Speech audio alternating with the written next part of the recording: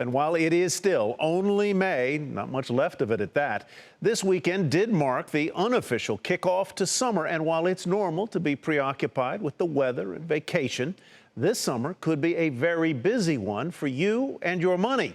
From a possible interest rate hike to the political conventions and a stock market keeping a wary weather eye on everything. And that's where we'll begin tonight. Wall Street.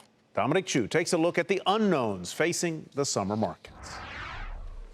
Every time Memorial Day comes around, the old market cliche gets passed around. Sell in May and go away.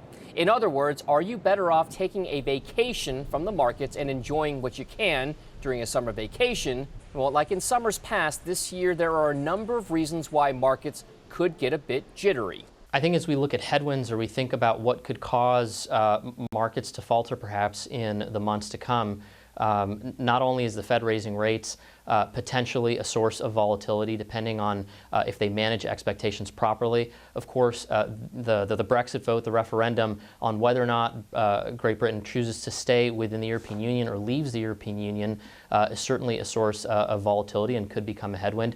A potential interest rate hike from the Fed is probably one of the biggest unknowns in the market. No one really knows for certain how it will be received overall, but many still remember the market volatility that happened in the weeks following the Fed's last interest rate hike back in December of last year. Now, add on to that what could happen in the United Kingdom if it votes to leave the European Union, oil price and energy stock worries, and whether corporate profits in America can rebound, and you can kind of see why some traders are staying a bit cautious. But the story is not all gloom. The combination of modest economic growth and rising earnings has helped stocks power higher in the past. We think that's likely to be the case both in the summer and through the rest of the year. Investors should stay invested, not sell in May. Last summer, investors grappled with one of the biggest stock market pullbacks in recent memory. Oftentimes, the amount of trading that happens during the summer months really slows down as people take various vacations. Less trading volume leaves open the possibility of more volatility. And with a list of potential market catalysts in the next few months, vigilance will be key. For Nightly Business Report, I'm Dominic Chu.